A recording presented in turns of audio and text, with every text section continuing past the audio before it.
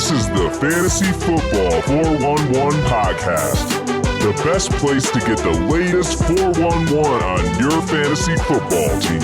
Here are your hosts, Alex and Amanda. Welcome to the Fantasy Football 411 podcast. I'm your host, Amanda. And I'm Alex, and this is the best place to get the latest 411 on your fantasy football team. And in this episode, as promised, we are going over the NFC division, the breakdown team by team, telling you what they did in the draft, who they picked up in the offseason, and who they ended up getting rid of. Now, we have had a glimpse of what some of these teams are going to do. We've had a few preseason games so far. I mean, look at Trey Lance on San Francisco, threw a bomb to a receiver. That was pretty sick. I mean, a lot of rookie quarterbacks are really shining already. I mean, we thought Trevor Lawrence was going to peak out, but I haven't been hearing as much about him as I have about Trey Lance, Zach Wilson, and Justin Fields. But keep in mind, it is the preseason. If your team got smoked, it's okay. It's been one preseason game. We're okay. We'll survive. Still got a couple more weeks, and then it's the regular season. Now, if the regular season comes and you get smoked, then there's an issue, and your team probably sucks. We know it. Being Jets fans, it happens all the time. Happens to the best of us. It's okay. This season's going to be different. But like I said, we're going to get right into it with the NFC division. Here it is. First down. Starting off with the NFC East with the Dallas Cowboys. They picked up linebacker Micah Parsons, a cornerback, an offensive or a defensive tackle, defensive end, a lot of defensive weapons, actually. Another cornerback, a linebacker. They did pick up a wide receiver with Simi Fehoko and a few other defensive weapons. I mean, it was a pretty big draft for them. They had a lot of picks, but it was mainly defensive, which, I mean, they needed the help. They did pick up Keanu Neal this offseason. They also picked up tight end Jeremy Sprinkle. Now, one reason that they probably beefed up on defense in the draft was because they did get rid of Xavier Woods, Aldon Smith, Sean Lee. I mean, these were key weapons to the team, so they needed to beef up somehow. And they also got rid of quarterback Andy Dalton, who's now on the Bears, as you already know. Defensive coordinator Dan Quinn comes over from being the former Atlanta Falcons head coach.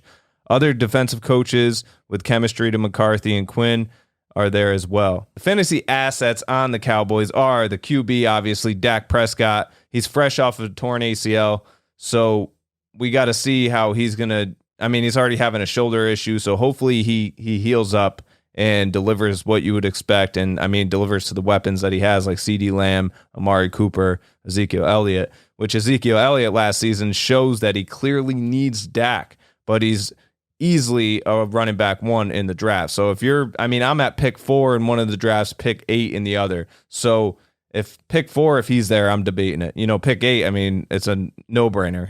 I'm definitely picking him up at pick 8. But Amari Cooper, obviously, the wide receiver 1 there, had 92 receptions last season for 1,014 yards for 5 touchdowns. Now, I might be running out of time here. So CeeDee Lamb, 74 receptions, 935 yards, 5 touchdowns. Michael Gallup had 59 receptions, 843 yards, and 5 touchdowns. I mean, that's really how I see the wide receiver depth chart going. Amari Cooper, CeeDee Lamb, Michael Gallup. And then they also have Dalton Schultz as a tight end, 63 receptions, 615 yards for 4 touchdowns. And keep in mind, they are trying to mix in Tony Pollard in the backfield this season. We have the Eagles up next. They picked wide receiver Devontae Smith, cornerback Landon Dickerson, and defensive tackle Milton Williams with their top 3 picks. Yeah, they got quite a few defensive weapons, just like the Cowboys. In the post, they got QB Nick Mullins, QB Joe Flacco, and running back Kerryon Johnson from the Lions. They said goodbye to cornerback Carson Wentz, wide receiver Deshaun Jackson, and running back Corey Clement. They have head coach Nick Sirianni from the Colts, where he was the offensive coordinator for the last 3 years. Offensive coordinator Shane Steichen for the last 2 seasons was the Chargers offensive coordinator, and defensive coordinator Jonathan Gannon, the cornerback coach from the Colts for the last 2 seasons. Their cornerback Jalen Hurts had 1,061 yards, 6 touchdowns, and 4 interceptions. Running back Miles Sanders rushed 164 times, 867 yards, and 6 touchdowns. Running back Kerryon Johnson, when he was with the Lions, rushed 52 times, 881 yards, and 2 touchdowns. Wide receiver Travis Fulgham received 38 times, 539 yards with 4 touchdowns. Wide receiver Greg Ward received 53 times, 419 yards with 6 touchdowns. Tight end Dallas Goedert received 46 times, 524 yards, 3 touchdowns. And tight end Zach Ertz came in receiving 36 times, 335 yards, and 1 touchdown. The New York Giants are next. They picked up wide receiver Kadarius Toney in the draft, who I believe he might have an injury going on right now. I should know that, but stay tuned if you're looking to draft him on that. They also picked up a few linebackers and cornerbacks in the draft, as well as running back Gary Brightwell. In the offseason, they picked up tight end Kyle Rudolph, wide receiver John Ross, running back Devontae Booker, and wide receiver Kenny Galladay. There's some position swaps in the front office regarding coaches and stuff, but nothing crazy. Quarterback Daniel Jones threw 62% for a completion percentage last season for 2,943 yards, 11 touchdowns, 10 interceptions. I can't forget that game where he was running down the field and he tripped over himself and fell face first. I mean, every time I watch him now, I picture that game. It's hilarious. So they also have running back Saquon Barkley there. He only played 2 games last season, so a lot of people are skeptical on playing him this season. You got to figure if he stays healthy, he is a top-end running back. It's just a question of whether you want to take that risk. Hopefully it doesn't happen again. But he does have an injury history, so, I mean, if he's there at 4 for me, I'd probably rather have an Ezekiel Elliott or somebody like that. Now, they also have wide receiver Darius Slayton. He had 50 receptions for 751 yards and 3 touchdowns. Kenny Galladay comes over this season, who had 20 receptions for 338 yards, 2 touchdowns, only played 5 games last year, and he is dealing with an injury already, so you got to stay tuned on that as well. I'm not going in on him early in the draft. I'm running out of time here. But you also have Evan Ingram and Kyle Rudolph there. Obviously, they bring in another tight end to try to get that two tight end front going. So we'll see how that works out. We have the Washington football team. In their first pick, they got linebacker Jamin Davis, offensive tackle Samian Cosme, and cornerback Benjamin St. Just, if I said that right. They got 2 wide receivers, a tight end, a safety, and some defensive help. In the post, they got quarterback Ryan Fitzpatrick, wide receiver Curtis Samuel from the Panthers, and wide receiver Adam Humphries from the Titans. They said goodbye to Alex Smith and cornerback Dwayne Haskins. When Ryan Fitzpatrick was with the Dolphins, he had 2,091 yards, 13 touchdowns, and 8 interceptions. Running back Antonio Gibson rushed 170 times, 795 yards, and 11 touchdowns. Running back J.D. McKissick rushed 85 times, 365 yards with 1 touchdown. He received 80 times with 589 yards and 2 touchdowns. Running back Peyton Barber rushed 94 times with 258 yards and 4 touchdowns. Wide receiver Terry McLaurin received 87 times, 1,118 yards with 4 touchdowns. Wide receiver Curtis Samuel received 77 times, 851 yards and 3 touchdowns. And tight end Logan Thomas received 72 times, 670 yards with 6 touchdowns. So that's the NFC East. Now, the one thing that stuck out to me there, also, if you're a Jets fan, listen to this, but the Washington football team drafted wide receiver Dax Milne. Nobody really knows that name unless you're connected to Zach Wilson and, his college career. But Dax Milne was his college roommate. He was a receiver he always targeted. I was kind of hoping the Jets would pick him up late in the draft. Didn't happen, but he's on Washington now. And he didn't look too bad from what I've seen in different videos. So keep him on your radar for like a deep threat. I don't think he'll be fantasy relevant this year, but you never know after this year. But as for the rest of the NFC East there, I mean, I think it's easy to say that the Cowboys are set to lead that division, but I think there's going to be some surprises. I mean, I think the Eagles are definitely going to compete this year with their draft picks like Devontae Smith going there. I think Washington football team is going to surprise as well. Moving on to the NFC West, starting out with the Arizona Cardinals. The Arizona Cardinals picked up a linebacker, Zaven Collins, with their first pick in the draft. They also got wide receiver Rondell Moore, a couple cornerbacks, a safety, an offensive lineman, and some other defensive help. In this offseason, they picked up defensive end J.J. Watt, wide receiver A.J. Green, cornerback Malcolm Butler, running back James Conner, and offensive tackle Kelvin Beachum. They got rid of running back Kenyon Drake, and wide receiver Larry Fitzgerald retired. They have a new wide receiver coach, Sean Jefferson. He assisted Calvin Johnson with the Lions, who set the NFL season record for 1,964 yards in 2012. So that's pretty big. New quarterback coach Cam Turner has prior chemistry with the team as an offensive assistant. Their quarterback Kyler Murray had a 67.8% completion percentage last season. That's pretty good. I mean, he threw for 3,971 yards, 26 touchdowns, and 12 interceptions. I mean, if he's there for me in like the third round, I'm going to be thinking about it. Seriously, third or fourth round, I'm going to be thinking about it. I know it's a little early for a quarterback, but he's worth it. So running back James Conner rushed for 721 yards with the Steelers last season, had 6 touchdowns. Curious to see what he can do in Arizona with an improved offensive line. Wide receiver DeAndre Hopkins, 115 receptions, 1,407 yards for 6 touchdowns. He's fallen in drafts this year. I don't know why. He's still number 1 wide receiver in my book besides Devontae Adams. I'm running out of time, but A.J. Green, 47 receptions, 523 yards for 2 touchdowns.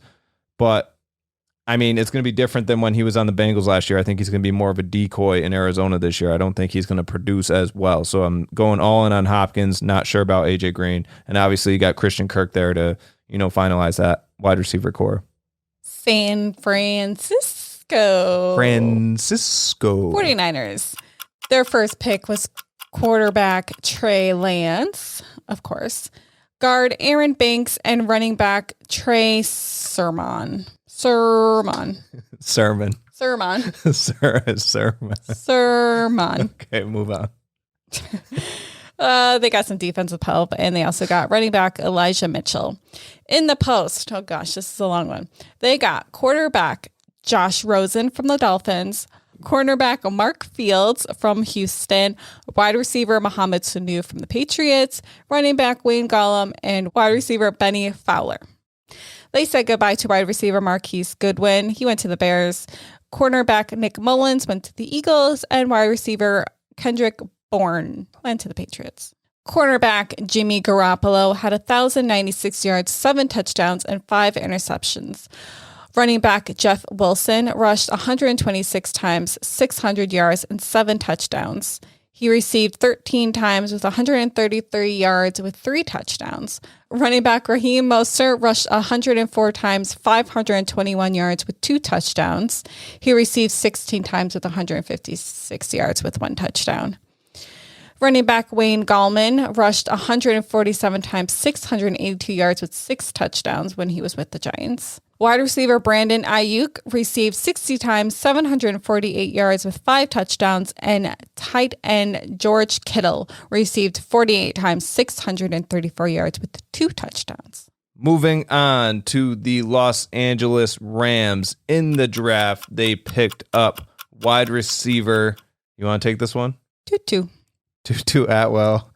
A few defensive weapons, including a cornerback, linebacker, defensive end, and a few others. They also picked up running back Jake Funk, who I heard some hype about this offseason in practices or whatever. They also got wide receiver Ben Skowronek and tight end Jacob Harris. Now, this offseason, they picked up wide receiver Deshaun Jackson and quarterback Matt Stafford. It's going to be very interesting watching this team this year. I mean, Deshaun Jackson didn't even really seem like he was needed in Los Angeles. They have Robert Woods. They have Cooper Kupp. It's going to be an interesting team. They did get rid of Jared Goff. They traded him to the Lions for Matt Stafford, which I thought was kind of a crazy trade, but whatever. They didn't. They made it work. That works out. They do have a new defensive coordinator with Raheem Morris. He was an interim head coach for Atlanta last year. They went from having the fewest takeaways in the first half of the season to the most in the second, or to the second most with Morris as head coach. So I'm running low on time. Here we go. So quarterback Matt Stafford was 64% completion percentage last year for the Lions. He threw for 4,084 yards, 26 touchdowns, 10 interceptions. I feel like he's going to be even better this year. That's my prediction. I think this is a better team. I think he has a better setup this year to do better. But either way, running back, take your pick. I mean, Cam Akers is obviously out now, so it's going to be either Darrell Henderson or whoever else they got. The Jake Funk. Go for Jake Funk. But either way, I'm running out of time here. Robert Woods, obviously go for him every year. Cooper Kupp right around there too. But Cooper Kupp in my book is injury prone, so I'd rather have a Robert Woods around where you would draft them both. Tutu Atwell is definitely a sleeper this year. Keep him on your radar. And obviously tight end Tyler Higbee is a low end tight end one for you if you need him. Seattle Seahawks picked wide receiver Dwayne Eskridge, cornerback Trey Brown. In the post, they got tight end Cam Sutton. They said goodbye to running back Rashard Penny, running back Carlos Hyde. He went to the Jaguars. Wide receiver David Moore went to the Panthers, and tight end Jacob Hollister went off to the Bills. Cornerback Russell Wilson had 4,212 yards, 40 touchdowns, and 13 interceptions. Sir, 40 touchdowns? That's crazy. Sir? Okay. Running back Chris Carson rushed 141 times, 681 yards with 5 touchdowns. He received 37 times, 287 yards and 4 touchdowns. Wide receiver DK Metcalf. It took me a lot to not say Decaf Metcalf. He received 83 times, 1,303 yards with 10 touchdowns. Wide receiver Tyler Lockett received 100 times, 1,054 yards and 10 touchdowns. Tight end Will Dissly received 24 times, 251 yards and 2 touchdowns. So they did pick up offensive coordinator Shane Waldron, and they do have an assistant head coach, Carl Smith, now, who's returning QB coach from 2011 to 2017. And 2018, he was the associate head coach before spending 2 years with the Texans. That is the NFC West. As you could tell, it's pretty competitive. You know, Los Angeles Rams, Seahawks, 49ers, and Cardinals. I mean, that's a pretty busy division there. And it's kind of tough to say who's going to take the lead. I mean, who would you say is going to be number one in that division this year? Rams, Seahawks, 49ers, Cardinals. Well, I guess we'll see. Maybe we'll have to place like a bet of some sort coming into the season or something. But either way, that is the NFC West for you. Let's move on to the NFC North. The Detroit Lions picked up offensive tackle Penei Sewell and a few defensive weapons in the draft, as well as wide receiver Amon-Ra St. Brown, who, if you didn't know, is related to EQ St. Brown, who's on the Green Bay Packers. Bet you didn't know that. They also got running back Jamar Jefferson, and they picked up Tyrell Williams as a wide receiver this offseason, cornerback Justin Coleman, tight end Darren Fells, quarterback Jared Goff, running back Jamal Williams, wide receiver Brashad Perriman, cornerback Quentin Dunbar, and wide receiver Geronimo Allison. They have a new head coach with Dan Campbell. He helped coach tight end Jared Cook to his Pro Bowl berth. He was an NFL tight end himself. They have a new assistant head coach, a new offensive coordinator with Anthony Lynn, who was the former Chargers head coach, a new QB coach. I mean, a whole new coaching staff. Quarterback Jared Goff threw for 67% completion percentage last year on the Rams. That's 3,952 yards. He had 20 touchdowns and 13 interceptions. Now, I'm running out of time here, so let's say running back DeAndre Swift was the big threat. 521 yards, 8 touchdowns, 46 receptions, but it is a flooded backfield this year. I mean, they picked up Jamar Jefferson in the draft, and they have Jamal Williams there. So it's like, what are they doing? I mean, DeAndre Swift was the one last year. Don't know what's going on. Guess we'll find out. Wide receiver Geronimo Allison or Tyrell Williams. I mean, take your pick. I mean, Geronimo opted out last year, so who knows what he's going to do this year? Can he be consistent? Who knows? But I think Quintez Cephas and wide receiver Amon-Ra St. Brown are sneaky picks for the wide receiver position here. They do also have tight end TJ Hawkinson, who had 67 receptions on 101 targets, 721 yards for 6 touchdowns, and 1 fumble. Can't leave that out. Minnesota Vikings drafted offensive tackle Christian Darrisaw, quarterback Kalen Mond, linebacker Chaz Surratt. They also got some help in their defensive side. They picked a tight end, a wide receiver.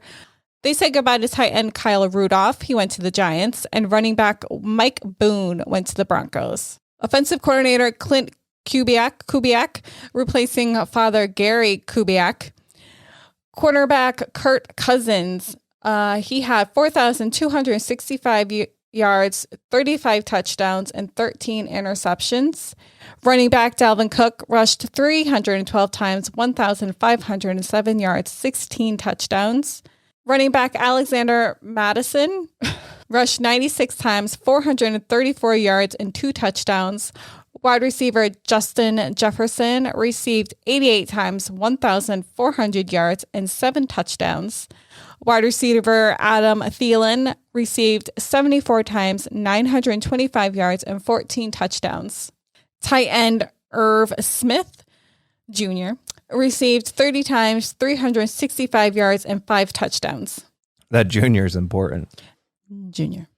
The Green Bay Packers picked up a few cornerbacks in this draft this year, starting out with Eric Stokes. They also had some offensive line help in wide receiver Amari Rodgers. They were afraid that they were going to get rid of an A. Rodgers on the team, so they drafted another A. Rodgers. They picked up quarterback Blake Bortles this offseason, which I don't think he's on the team anymore. I think they dropped him already. But they also have wide receiver DeAndre Tompkins. They got rid of running back Jamal Williams, who I said is now on the Lions, Geronimo Allison as well. And fortunately for them, they were able to hold on to quarterback Aaron Rodgers, who had a 70.7 completion percentage last season. Very impressive, and he's falling in drafts. I mean, I've been in the 6th or 7th round in some of these mocks this year, and he's still there, and I'm like, what? I'm taking him. 4,299 yards, 48 touchdowns. So your 40 Russell Wilson touchdowns don't touch Aaron Rodgers' 48 touchdowns. So 48 touchdowns. Okay. So 5 interceptions. Wide receiver Devontae Adams had 115 receptions for 1,374 yards and 18 touchdowns. Running back Aaron Jones, 1,104 yards, 9 touchdowns, 47 receptions. Tight end Robert Tonyan, 52 receptions, 586 yards for 11 touchdowns. And wide receiver Alan Lazard had 33 receptions for 451 yards and 3 touchdowns. Only played 10 games, so he's sneaky, but the other wide receivers are there as well. So I would pick up, obviously, Devontae Adams first, and then, focus on Alan Lazard and see who else is there. But A.J. Dillon's also a sleeper at running back. Da Bears picked quarterback Justin Fields. They got 2 offensive tackles, a running back, cornerback, and a defensive tackle. In the post, they picked up quarterback Andy Dalton, running back Damian Williams, and wide receiver Marquise Goodwin. They said goodbye to Mitchell Trubisky. He went off to the Bills. And wide receiver Cordell, I thought his name was Cordell Patterson. Cordero. Huh. Yeah. Well, he went to the Falcons. Quarterback Nick Foles. He had 1,852 yards, 10 touchdowns, and 8 interceptions. Quarterback Andy Dalton. He had 2,169 yards with 14 touchdowns and 8 interceptions. Running back David Montgomery rushed 247 times, 1,070 yards, and 8 touchdowns. He received 54 times, 438 yards with 2 touchdowns. Wide receiver Allen Robinson. He received 102 times, 1,250 yards with 6 touchdowns. Wide receiver Darnell Mooney received 61 times, 631 yards, and 4 touchdowns. Tight end Jimmy Graham received 50 times, 456 yards, and 8 touchdowns. Good timing. That was the NFC North.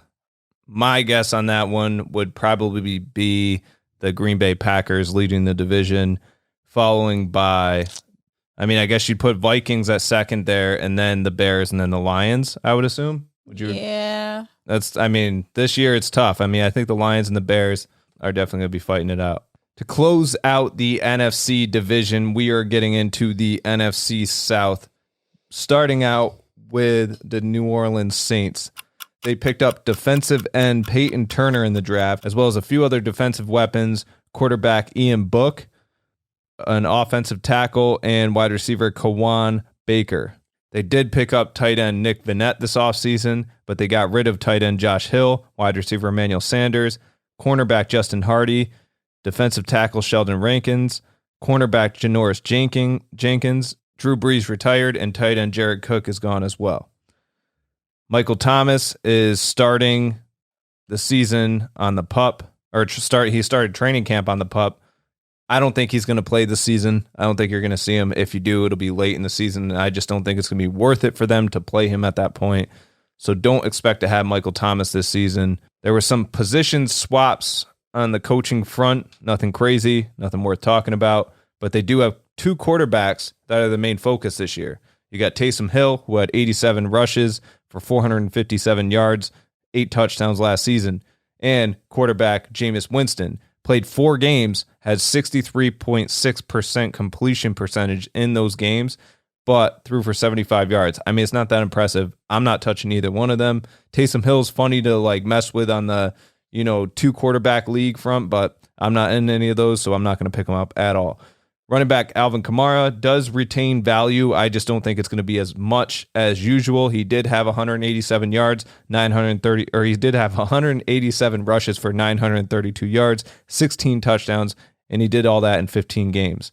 Traquan Smith is basically their wide receiver there right now. They have obviously other wide receivers, but he's the only familiar one. He had 34 receptions, 448 yards, 4 touchdowns, 14 games last season.